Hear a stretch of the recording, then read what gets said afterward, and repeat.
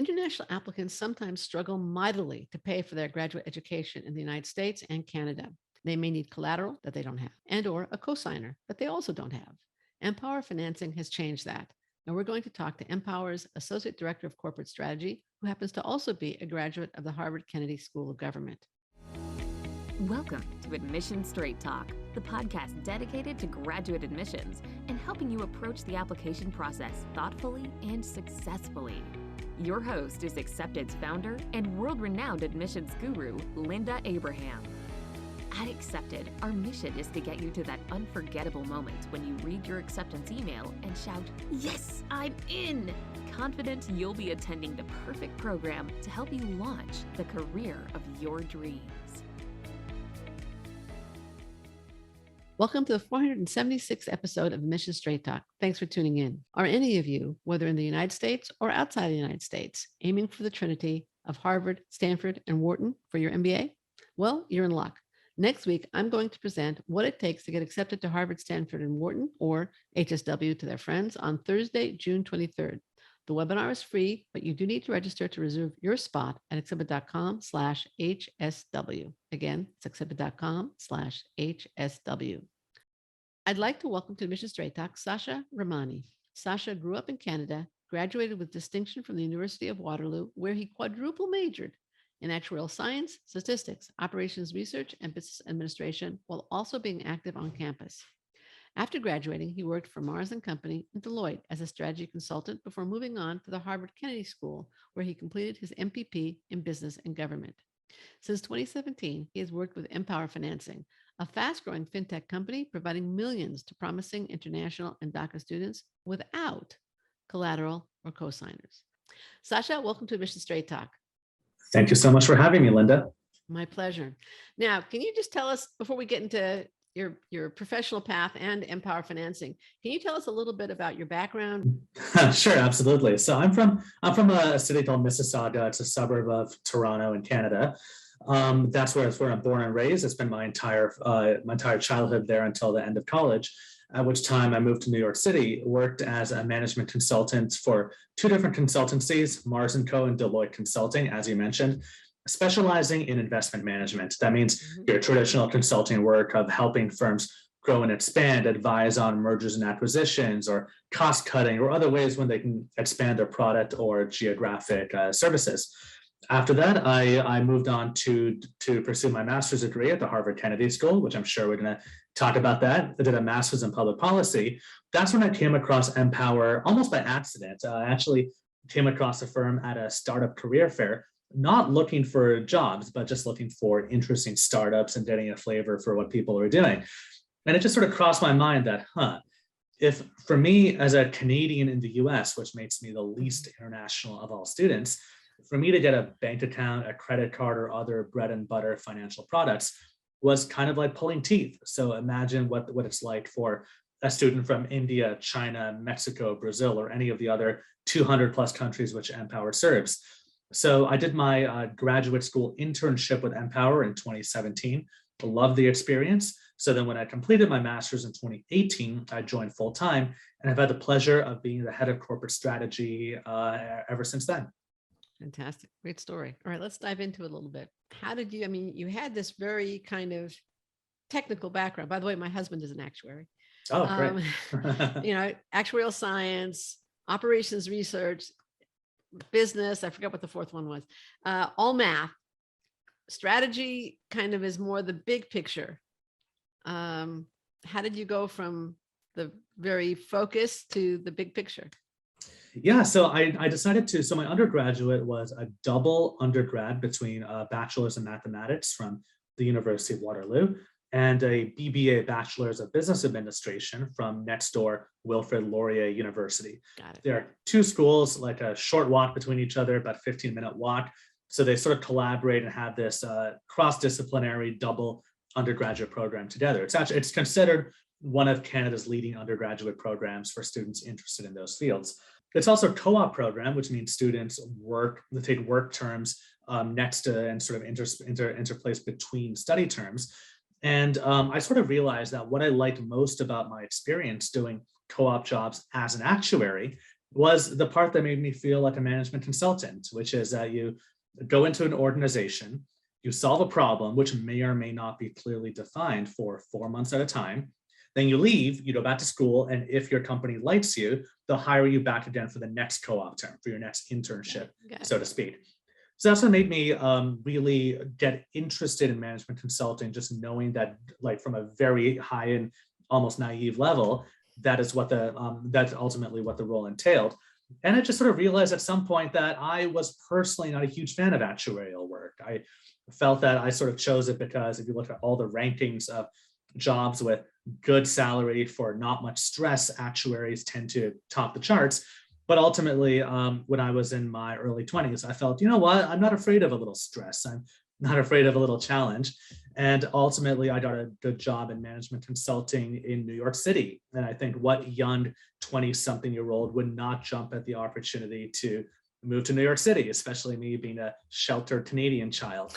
And I think ultimately, looking back, that was, I don't want to say a risky decision, but it was definitely a little bit more risky than a much cushier actuarial job that was waiting for me in Toronto after I completed my undergraduate. And I have never looked back since. All right, great.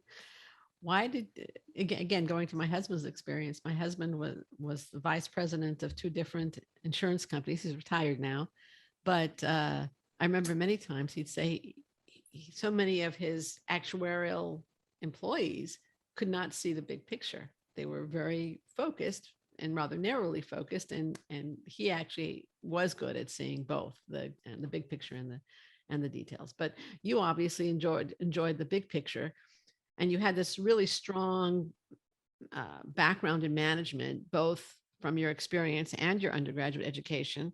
Why did you decide to pursue the MPP? Yeah, a lot of people ask me that in a slightly different way, that why an MPP as opposed to an MBA? Well, And that was kind of in the back of my mind. Exactly. I figured that's a question that maybe you're not asking, but that's what you actually are trying to get at. And I'd say ultimately, so I definitely seriously looked into both, and an MPP and MBA are definitely not mutually exclusive. Students can, depending on the schools, absolutely do both. Each degree is typically 2 years in length, but a lot of schools offer the option to do both. HBS and HKS in particular do. Exactly. And HKS with a lot of other MBA programs at other schools as well. Right. Yeah, so absolutely, that is an option. I guess for myself personally, I felt that if you look at what a lot of career outcomes are like for MBA students, they tend to be consulting. That tends to be, for the most part, the biggest employer. Now, I at that point already had 5 years of consulting experience, which what my colleagues described to me as a quote unquote real life MBA, which a lot of it was. I also did have an undergraduate business experience for one of Canada's leading schools for that field. But I felt personally I would gain a little bit less from an MBA experience than other folks who do an MBA. And again, that's the last thing I'm going to do is denigrate the MBA experience. But I felt for me personally, it would not have been a great fit, especially at a school like the Harvard Business School, which has a very regimented first year core curriculum with zero flexibility in the first year. Personally, I felt that I already had a strong academic and practical experience to what that core would have trained me with. Disagree if you like, but that's how I felt. No, I think you're being very logical. Thank you. Very strategic, actually. There you go. That's my background. Well, one thing which I realized with an MPP, I definitely had a strong interest in policy area, particularly foreign policy. And the reason I ultimately wanted to do that is that a lot of my management consulting experience was consulting for large beverage companies. One that comes to mind are Coke and Pepsi, but that industry without naming any particular clients. And I sort of realized at some point, if I'm doing my job well and helping sell more sugary beverages, I'm ultimately making the world a less well-off place. And I wanted to achieve some social good, social impact, however you define it. But I'm also a very private sector oriented person. I'm not one who's inherently going to work for nonprofits or join the government. For me, that's less good of a fit. So I felt that in terms of seeking social benefit through the private sector, so through business, the MPP at the Harvard Kennedy School was a great fit for me and my interests, while also allowing me to pick and choose the specific courses that I wanted to take at Harvard Business School, MIT's Business School, So Harvard you did College, that. and Harvard Law School. You did that. Mhm. Absolutely. So I think my experience, while I did graduate with an MPP from the Harvard Kennedy School, I had a very, very cross-disciplinary education, not only at Harvard, but at next door MIT as well. And you didn't have to do the required curriculum in year one at Harvard Business School either. That's true. Now, on the other hand, I had to do the required curriculum at the Harvard Kennedy School. So in one sense, I couldn't move away from core curricula entirely, but the Kennedy School does offer more flexibility. And because their core curriculum, which is math and economics, are things which, thanks to my background, I was able to really get top grades without having to worry too much about it. Sure. So I was able to go above course load, which again was not possible at the business school. Right, right. And I assume there were some courses at HKS. I'm not saying that they would have been necessarily mathematically challenging, but they probably were not what you studied as an undergrad in terms Yes, of public absolutely. policy and government. Yeah, absolutely. The Kennedy School takes a very quantitative approach to policy analysis, but it's also quite different from what actuaries are necessarily worrying about, for example. All right. Was there any part of the application process to HKS that you found challenging? And was that the only MPP program that you applied to? That actually was the only MPP program I applied to, so I'm quite fortunate that I got accepted by my first and only choice. I think in terms of parts of the application process that were tricky, I'd say not necessarily, nothing that was completely out of left field, but I sort of realized, and I later did some part-time work at the Kennedy School admissions office, and the way I describe it to people is people at the Kennedy School, or people who study policy schools in general, it's probably important to convey a sense of passion. Yes. So tell me what you care about and prove to me that you care about it, and connect the dots between what you've done, how my degree will help you, and where you want to go afterwards. Absolutely. So my advice, and I'm sure you mentioned some version of this in the past, Linda, is to sort of connect the dots in your life to have some sort of logical story that I can sort of get my head around. That's 100% right on. And I'm smiling because it's exactly what we advise applicants to do. And I have many times used the metaphor of the master's degree, whether it's the MBA, the MPP, or almost any master's degree, as a bridge between where you're at now and where you want to go. Now that implies that you have to know where you want to go. Exactly. So yeah, you're right on. Let me know if you want to come to Accepted. How did you become involved in FinTech and MPOWER after HKS? I mean, actually it was during HKS, because you said you got an internship there, and you kind of hinted at that in your answer. Can you go into a little bit more? Yeah, so I always had a high level interest in financial services. That's my undergraduate background, and I got my CFA charter while I was working in consulting. Also, just given that a lot of my consulting experience was in investment management, a lot of the talk of the day were fintech disruptors, especially robo-advisors. I came across MPOWER by accident, as I mentioned, in a startup career fair. It sort of fit and honestly, when I was at the Kennedy School, I wasn't 100% sure what I wanted to do after graduation, but I sort of figured there are a couple of Venn diagrams that mattered to me. And ultimately, those were financial services, technology, so that's fintech, some element of social impact, and also an international focus. And honestly, 4 circles and it have to intersect. 4 circles, exactly. And MPOWER okay. Financing, I was delighted to have come across a firm that absolutely hit all those, the intersects of all those 4 circles, and let me keep a Canadian presence as well, as I was interim the head of Canada when I joined full-time at MPOWER as well. All right. Okay, that makes sense. Let's turn more to MPOWER now. Okay. How is MPOWER Financing different and better than other loan options out there for international students? I think you're asking a really interesting question, but it also assumes that international students a lot of the time have options for financing their education. And that's a problem which MPOWER strives to solve. MPOWER is the leading provider of scholarships and no cosigner loans to students from pretty much every country in the world. We work with students at 200 plus countries across about 400 top universities around the US and Canada. We provide fixed rate loans, which are oftentimes competitive with federal Grad Plus loans, to help students from, as I mentioned, pretty much any country in the world finance their education. What are the countries? Are there any countries that you will not lend to? There are, but those tend to be very much edge cases. For example, I don't think there are many North Korean students studying in the US, as an example. That's almost the extreme one, but also we don't work with students from Cuba and Iran, primarily, and countries in that vein, not because we don't want to. We're actually co-founded by an Iranian refugee, for example, but the US government doesn't make working with them particularly easy. Okay. All right. Great. And where does the tech come in? I mean, it's FinTech. Where's that element in this process? And you also talked about scholarships and loans. They're obviously very different. Yeah. Okay. One has to be paid back and one does That's not. right. But let's start first with the tech question. Yeah, sure. So the joke in FinTech is that it's easy to give money away, but you have to actually get it back afterwards too. So I think that's true of most financing, actually. in a perfect world, yeah, you are getting repaid for your loans. That's in a perfect world. But I mean, we laugh, but there have been a large list of lending technology startups that have not quite figured that part out, and here we are. Right. We at MPOWER are absolutely a tech firm at our heart, in that we're driven a lot by our stellar engineering and our loan platform.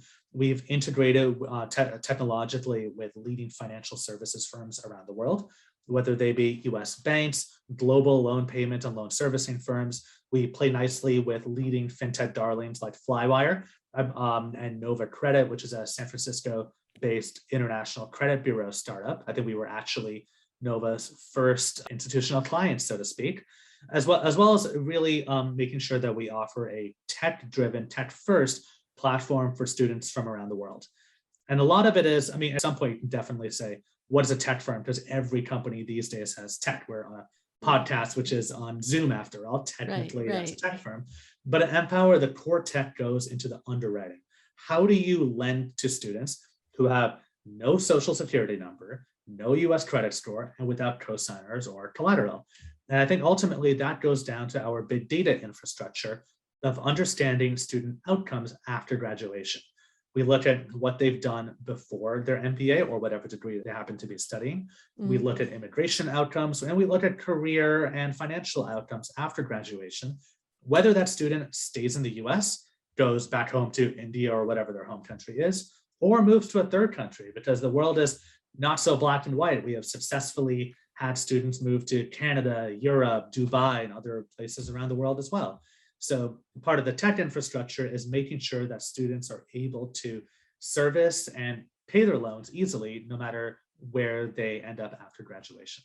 Where are most of your borrowers coming from?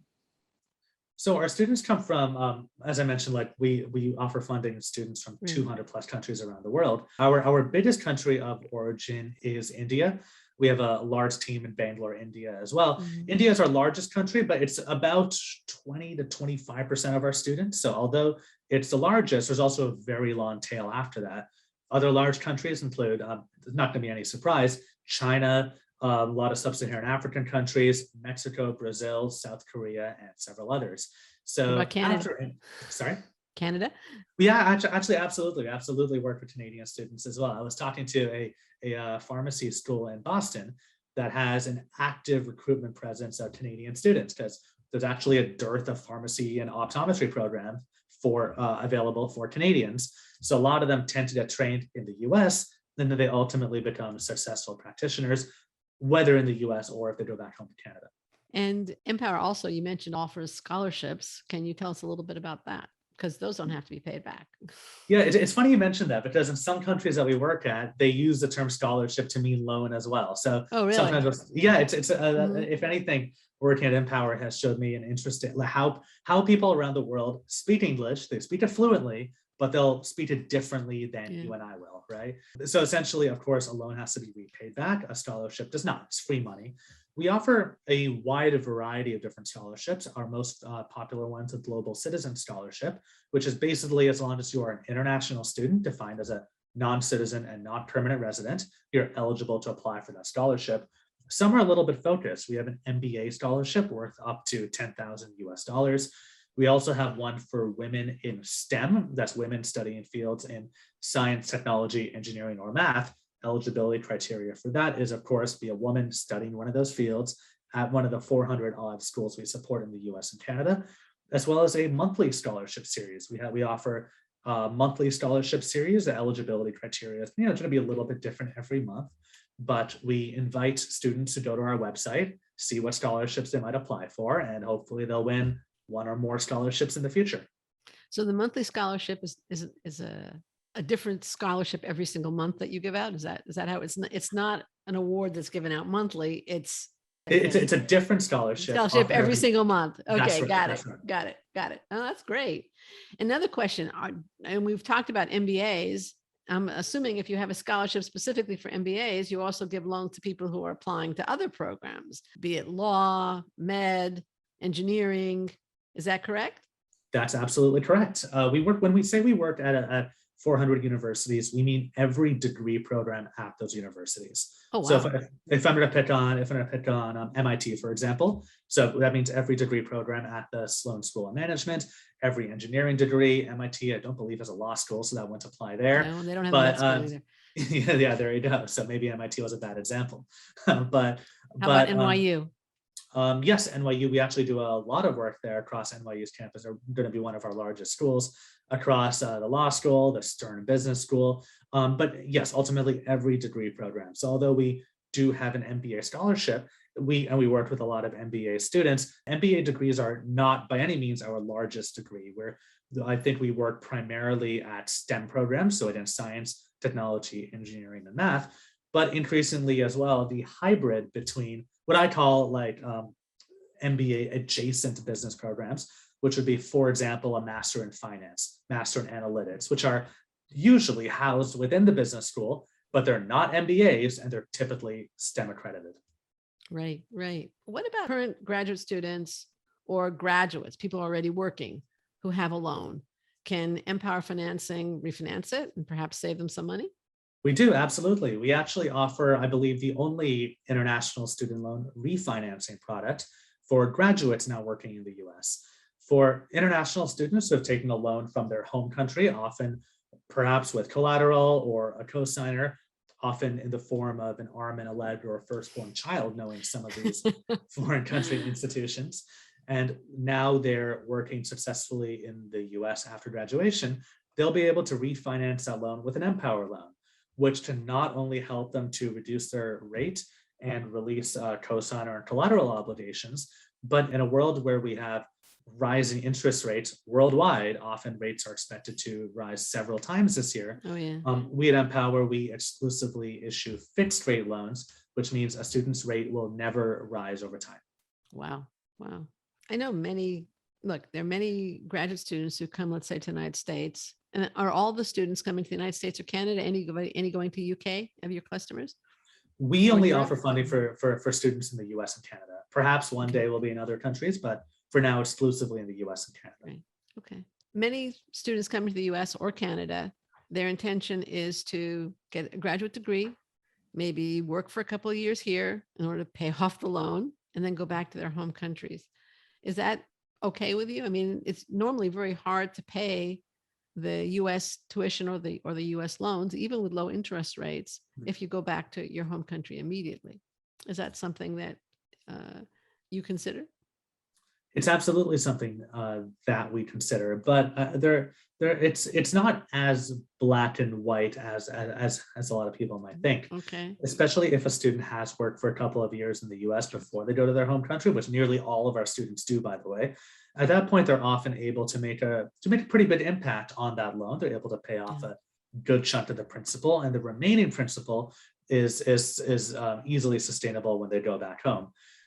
Core to how we underwrite as well is making sure that the loan is responsibly repayable, whether the student stays in the US, goes back to their home country, or goes to a third country as well. That's one of the reasons that it's important to us as a public benefit corporation to ensure that we're setting up students for success and that we're only lending to students who are able to responsibly carry the burden of the debt that we're issuing them, hopefully to increase their standard of living through a high quality education, therefore making the loan absolutely worthwhile for the student once they graduate. Right. And one thing we haven't touched on, which is actually critical in this whole discussion, is what is typical interest rates and the term of the loan? Yeah, all of our loans are 10 years in length. Our rates for graduate students vary between about 6.5 to 11.99 on the higher end. This compares to some foreign country lenders, which will easily charge rates from the mid-teens to 20 to 30% plus, often, as I mentioned, with an arm and a leg and a firstborn child as collateral. So this is why students from around the world are flocking to our offerings, especially these days when we see international travel resume, when we see the allure of an international education that was sort of pent up for the past few years, all suddenly it feels like a dam broke, and our platform has seen record amounts of traffic.